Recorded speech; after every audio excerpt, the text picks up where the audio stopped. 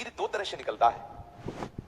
एक तो जो घातक है वो उसी के शरीर से निकलेगा जिसने हस्तमैथुन किया है या गंदी क्रियाएं करके बच्चापन से ही वीर को नष्ट किया है। जैसे 12-13 वर्ष की अवस्था है और उस अवस्था से आप अपने कुसंग के कारण वीर का नाश कर रहे हैं, तो कुछ वर्षों तक हस्तमैथुन करने वाला या अन्य गंदी चेष्टा करने वाला ये नहीं जान पाता है कि इसके द्वारा मेरी हानि हो रही, वो नहीं समझ पाता, क्योंकि जीवनी शक्ति भगवान अपनी तरफ से देते हैं। वो बिल्कुल ना खाए और हस्तमैथुन करे तो भी उसको समझ में नहीं आएगा। कुछ समय के बाद जब उसकी स्थायी जीवनी शक्ति से क्षीण होना प्रारंभ हो जाएगा, तब उसे वो लक्षण जो हस्तमैथुन करने से नाश ऐसे उस प्रसंग में बताया गया, वो लक्षण उसके जीवन में उत्पन्न होने लगते हैं। ये जो हस्त क्रिया के द्वारा शक्ति का नाश करते हैं, ये प्रतिक्षण काम से युक्त रहते हैं। इनके हृदय में वही चिंतन चलता रहता है।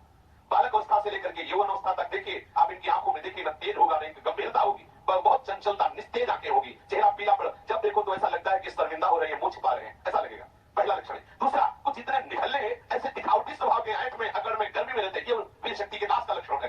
गंभीरता नहीं, शांति नहीं, उदारता नहीं, धैर्य नहीं है, वो अपने को बड़ा दिखाना चाहते हैं, ये सब उसके नाश के लक्षण है। जिनका चेहरा आनंद में देखते ही हृदय में आकर्षण, ये ब्रह्मचर्य का लक्षण है। चेहरा देखो तो उजड़ा हुआ दिखाई देता है, लगता है बिना रोते हुए भी रो रहे हैं, वो सब सिकुड़ गया चेहरा ऐसा। जैसे किसी घर में आग लगा दो, इसके बाद दर्शन करो तो कैसा लगता है, वो ऐसे ही उसका चेहरा होता है जिसने अपने जीवन से खिलवाड़ किया है।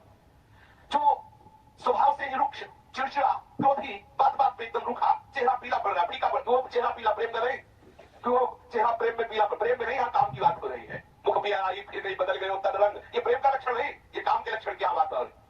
वो मुर्दा की तरह निस्तेज, छिन्न छिन्न ऐसे ही घूमता रहता, कोई लक्ष्य नहीं, कोई उद्देश्य नहीं, बात बात में आलस्य, बात बात में गुस्सा। जो गालों में बिना कोई गुलाबी कुछ लगाए जो गुलाबी दिखाई देती है, वो ब्रह्मचर्य की होती है। और जिनके ब्रह्मचर्य क्षीण हो जाते हैं, झाई पड़ जाती है, देखो देखने में तो लगता है कि तुमने कितने को बोले 18 के, 18 में तो उसकी दुर्गति हो रही, तो 28 और 48 में क्या होगा। जो काले दाग चेहरे में पड़ने लगते हैं, आंखें धसी नजर आती हैं, गाल पीले नजर आते हैं, नाक के आसपास काले काले दाग यहाँ ऐसे प्रकट हो जाते हैं, ये सब लक्षण है जो उन्होंने अपनी शक्ति का नाश कर दिया। जो इस वीर शक्ति का नाश करते हैं, बिना बुढ़ापे के सारे लक्षण बुढ़ापे गुण में होते हैं। कमर में दर्द है, चला नहीं जा रहा, थोड़ी चढ़ाई में हांफने लगे, अवस्था कितनी बोले 18 की। इस अवस्था में तो मतलब दिशाएं भी कांपे, वो अवस्था है। अब तो दिखाई नहीं देता कोई जवान, चित्त में कुचिंताएं, छाती में धड़कन, बिना भय के भयभीत हो जाना, थोड़े से भी दुख में ऐसा सोचना कि मैं आत्महत्या करूं, ये सब बातें उसी की कमी से हो रही है। महापुरुषों के अनुभव, झूठी झूठी बातों में सब घबरा जाना, कोई झूठी धमकी दे दे तो बस वो ऐसा लगता है क्या करूं, किसी कमरे में बंद हो जाऊं, अपने आप को प्राण हत्या करके बचा लूं, ऐसा मैं अपने शरीर को, ये सारे के सारे लक्षण उसी में प्रकट होते हैं। जो ब्रह्मचर्य का नाश करता है, नींद आना या सोना तो कुंभकर्ण की तरह, मुर्दे की तरह सो जाना, आलस्य, जरा देर में वो निरुत्साहित बातें, आंखों में जलन, भारीपन, ये सब स्वप्न दोष अधिक होना, ये सब उसी के लक्षण है जो आपने गलतियां की है। अब यदि वो किसी संग के प्रभाव से हस्तमैथुन बंद कर देता है तो उसका वीरपात होगा। अगर वो 3 दिन में वीरपात करता रहा है तो 3 दिन में वीरपात होगा, पक्का होगा, क्योंकि उसका अभ्यास बन गया है। अगर आप ठीक नियम से चलेंगे तो 6 महीना लगेंगे आपको उसको कवर करने में, 6 महीना लगेंगे। और अगर आपने प्रमाद स्थिति की, वो तो निकल ही जाता है, फिर हमको करने से क्यों मना किया जाता है, तो आप देख लेना कुछ समय बाद आपकी हालत बहुत गंभीर हो जाएगी, जो आप बता भी नहीं पाएंगे किसी से। क्या गंभीर हो जाएगी, आप ऐसे ही साधारण क्रियाओं में ब्रह्मचर्यहीन हो जाएंगे। तो जो नव युवक जन है, साधक जन है, वीरपात में यदि उनका कोई स्मरण नहीं रहा और वीरपात हो रहा तो घबराने की जरूरत नहीं। और यदि स्वप्न में आपने स्त्री आदि का संयोग देखा या कोई ऐसी घर्षण आदि क्रिया हुई या कोई ऐसी कामोत्तेजना जनित और फिर आपका वीरपात होता है, तो आपके गंदे विचारों पूर्वाभ्यास के कारण होता है। यह बहुत ही गंदी बीमारी है जो आपको अंदर ही अंदर खोखला करती जाएगी। पहली बात, इस स्वप्न दोष से निकलने के लिए हस्तमैथुन को पूर्णतया बंद कर दिया जाए। अगर आप सदग्रस्त भी हो चुके हैं तो कुछ महीने के लिए आप अखंड ब्रह्मचर्य का नियम लें, जब तक आपका वीरपात होना ठीक ना हो जाए। आप वो हानिकारक जो कामोत्तेजना बढ़ाने वाले भोजन है उनको छोड़िए, जैसे अत्यधिक नमक, बहुत कड़वी लाल मिर्च, और जैसे बहुत ही वो मीट मसाला आदि जो बहुत ही कड़वा तीखा, ऐसा गरम मसाला, और बिल्कुल गर्मा गर्म भोजन। ये आपके स्वप्न दोष के ठीक होने की बात है।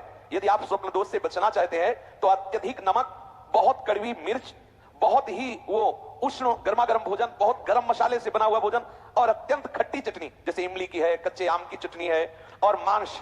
ये जो लोग कहते हैं कि मांस ताकतवर होता है, तुम्हारी चर्बी बढ़ा देगा, ताकत नहीं। ताकत कहते हैं संकल्प शक्ति को।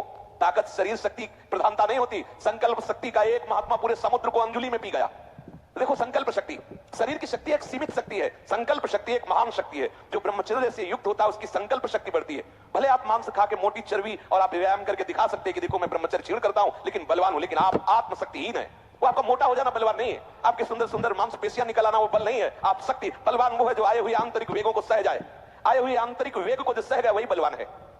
ये जो मछली, अंडा, मांस खाते हैं, ये कभी इस रोग से मुक्त नहीं हो पाएंगे। और जो लोग कहते हैं मैं तो खाता हूं, मेरे अंदर नहीं, विश्वास मत मानना, पक्का झूठा है वो। जो शराब पीता है वो अपने वीर को पवित्र नहीं रख पाएगा, चाहे गृहस्थ हो, चाहे व्यापारी हो, चाहे किसी भी तरह की स्थिति में हो। सावधान हो जाओ, ये शराब आपके जीवन को नष्ट कर देगी। ब्रह्मचर्य में अपने आप एक उन्माद है, थोड़ा अंगूर, मीठे संतरा, सेव, अनार, ये स्वास्थ्यवर्धक वस्तुएं आप ले सकते हैं, लेकिन ऐसे वस्तु जो आपके ब्रह्मचर्य को नष्ट करें, ये पहले भोजन छोड़ें। ध्यान दीजिए, आप पहले ऐसे व्यक्ति का संग छोड़ें जो हस्तमैथुन कराने के लिए उत्साहित करे, या जो गंदे आचरण में, चाहे वो स्त्री साधक हो या पुरुष साधक, दोनों सावधान। ये रोग एक में ही नहीं होता, ये रोग दोनों शरीरधारियों में होता है, कामोत्तेजना दोनों को आती है। गंदे संग के कारण दोनों साधक गंदी